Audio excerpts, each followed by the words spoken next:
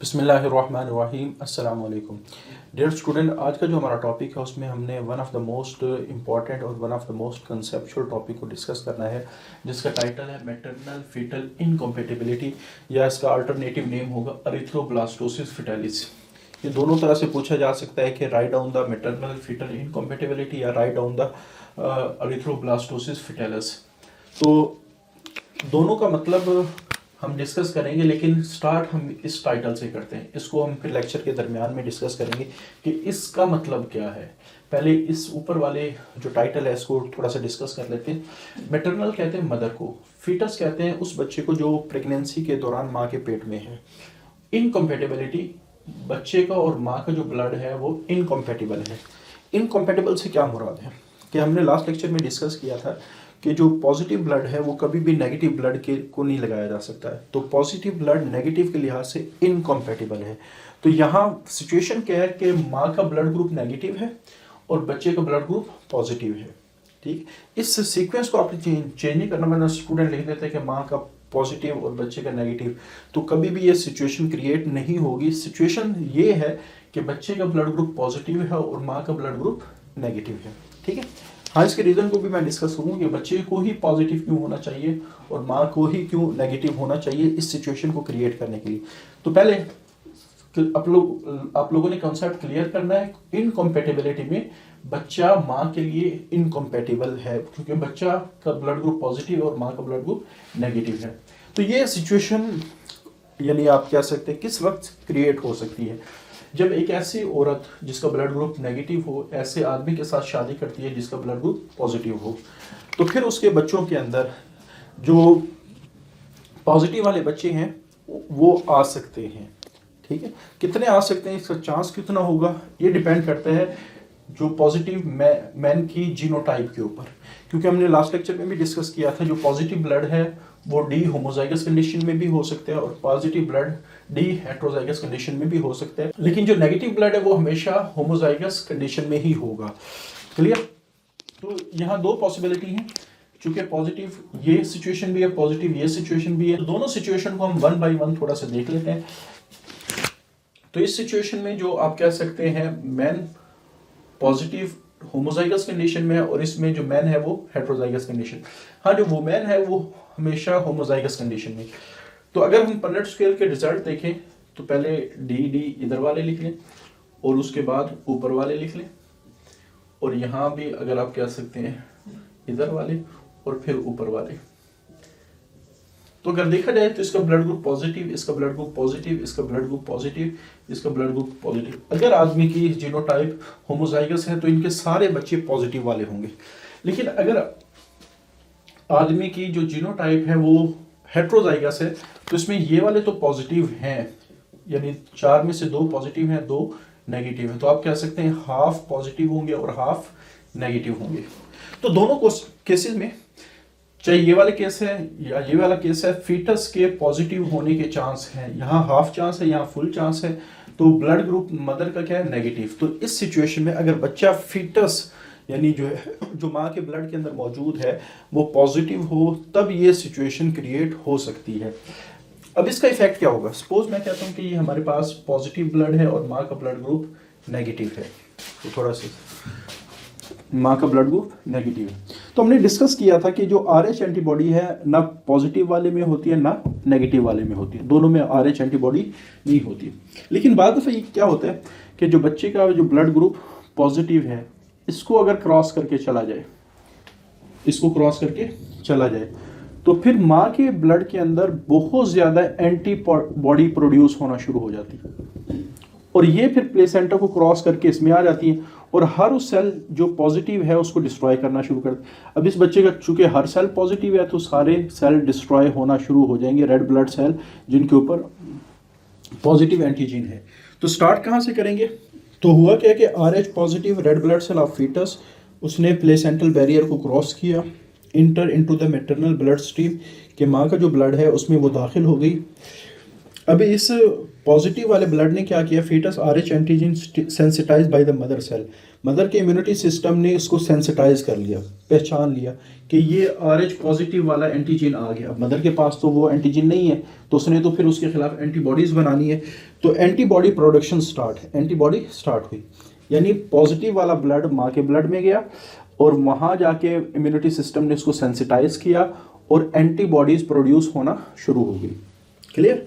अच्छा, अब क्या करेंगी, जो एंटीबॉडीज हैं वो सीप करेंगी, यानी आहिस्ता आहिस्ता प्लेसेंटा के जरिए से वो बच्चे के ब्लड में आएंगी and they start the haemolysis of red blood cells, और रेड ब्लड सेल को वो तोड़ना शुरू कर देंगी, और जो ही रेड ब्लड सेल टूटते हैं तो इस कंडीशन को हम कहते हैं अनीमिया। बच्चे को क्या हो जाएगा, अनीमिया हो जाएगा।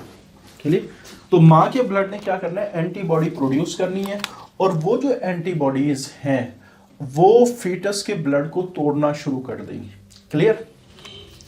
लेकिन अगर माँ का ब्लड ग्रुप पॉजिटिव हो और बच्चे का ब्लड ग्रुप नेगेटिव हो, तो अब नेगेटिव वाला पॉजिटिव वाले को आसानी से दे सकता है, तो इस वजह से ये सिचुएशन कभी भी क्रिएट नहीं होगा। कंडीशन क्या होनी चाहिए कि माँ का ब्लड ग्रुप नेगेटिव होना चाहिए और बच्चे का ब्लड ग्रुप पॉजिटिव होना चाहिए, तब ये कंडीशन जनरेट होगी। अब होगा क्या, अब बच्चे के रेड ब्लड सेल टूटना शुरू हो गए, तो टूटने के लिए हमने वर्ड इस्तेमाल किया हीमोलाइसिस, कि haemolysis of red blood cell start हो गई।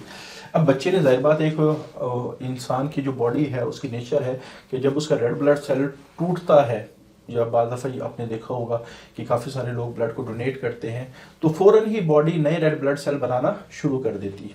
क्लियर? अब जो नए रेड ब्लड सेल बनेंगे, तो शुरू में जो रेड ब्लड सेल बनता है, क्योंकि हमारे पास जो सेल है उसकी दो टाइप्स हैं, एक को हम कहते हैं ब्लास्ट, एक को हम कहते हैं साइट। जो ब्लास्ट होते हैं वो इमेच्योर सेल होते हैं, इमेच्योर सेल, और साइट मेच्योर सेल होते हैं।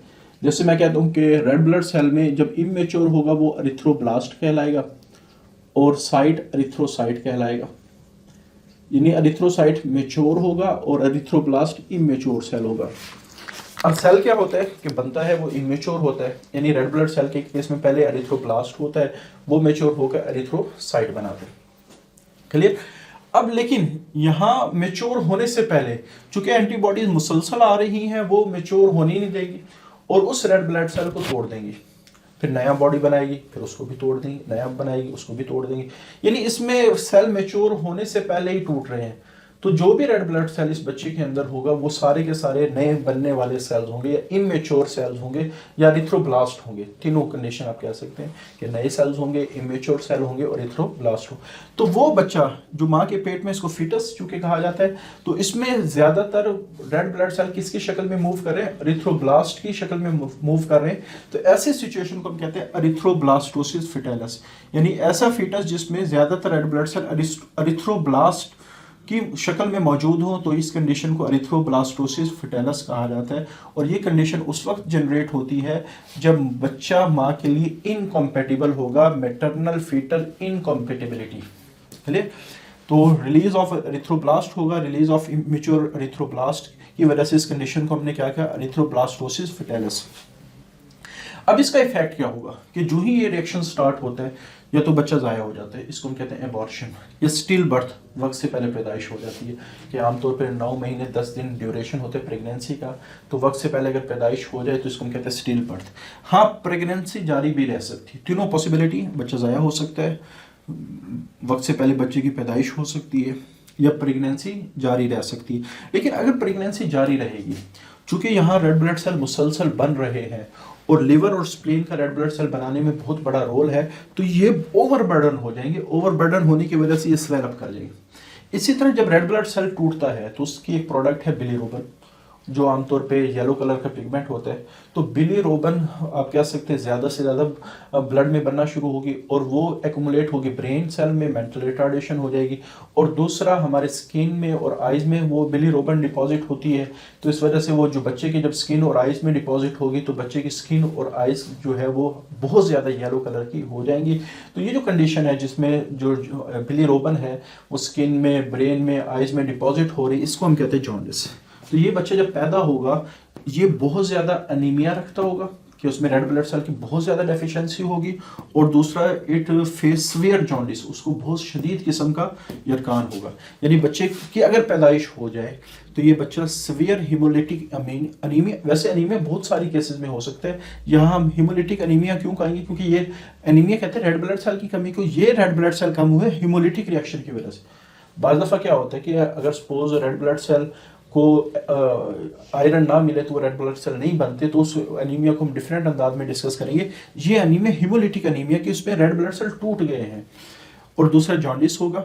अच्छा, जिस वक्त इस बच्चे की पैदाइश होगी, यानी सपोज मैं कहता हूँ कि इस बच्चे की पैदाइश हो गई है, अब इसके अपना ब्लड है पॉजिटिव, तो हम क्या करते हैं, इस ब्लड को फौरन ही नेगेटिव ब्लड से रिप्लेस कर देते हैं।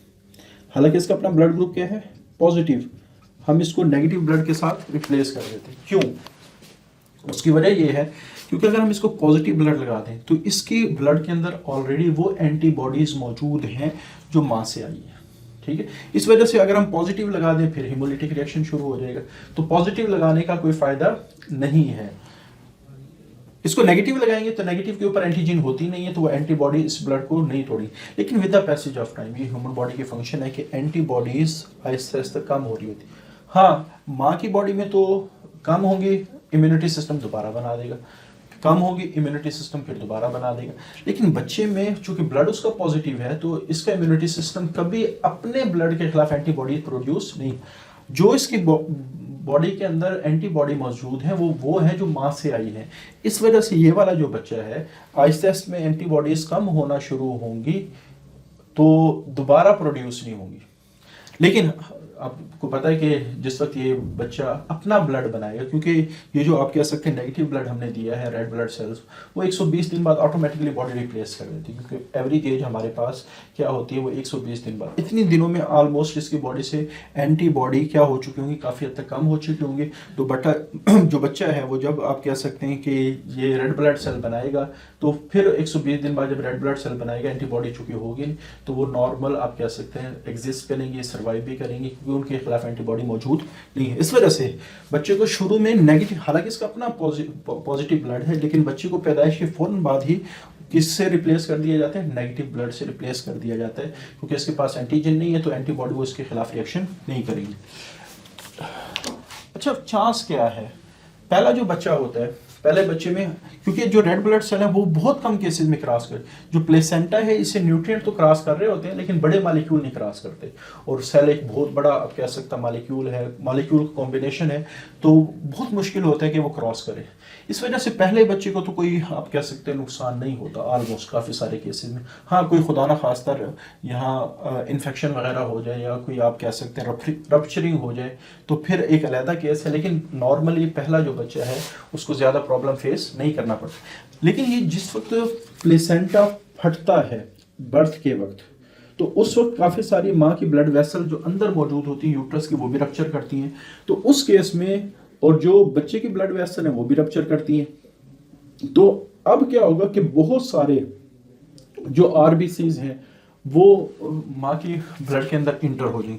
लेकिन ये इस बच्चे की चूंकि पैदाइश होगी इसको तो नुकसान नहीं है, लेकिन अगर यहाँ नया प्लेसेंटा बनता है, नई प्रेगनेंसी स्टार्ट होती है और उसमें वो बच्चा है जो पॉजिटिव है, अब माँ के इम्यूनिटी सिस्टम ने जिस वक्त एक दफ़ा एंटीबॉडीज़ बनाना शुरू कर दी, अब वो सारी ज़िंदगी के लिए एंटीबॉडीज़ बनाएगी, सारी ज़िंदगी के लिए। एंड जो ही इसका लेवल कम होगा वो नहीं प्रोड्यूस कर ले। अब ये वाली जो एंटीबॉडीज़ हैं वो काफ़ी अरसे तक माँ के ब्लड के अंदर मौजूद रहेंगी, और अगला जो बच्चा है उसमें ये सीप करके सेम रिएक्शन को स्टार्ट कर सकती हैं। तो प्रॉब्लम किसके लिए होगा? क्योंकि फर्स्ट प्रेगनेंसी में क्या होता है कि ज़्यादा सीवियर प्रॉब्लम, क्योंकि रेड ब्लड सेल वो बहुत कम इंटर होते हैं और इतने ज़्यादा नहीं होते कि वो इतनी ज़्यादा एंटीबॉडी को प्रोड्यूस करवाते हैं कि जिसकी वजह से इतना सीवियर किस्म का हीमोलिटिक रिएक्शन हो।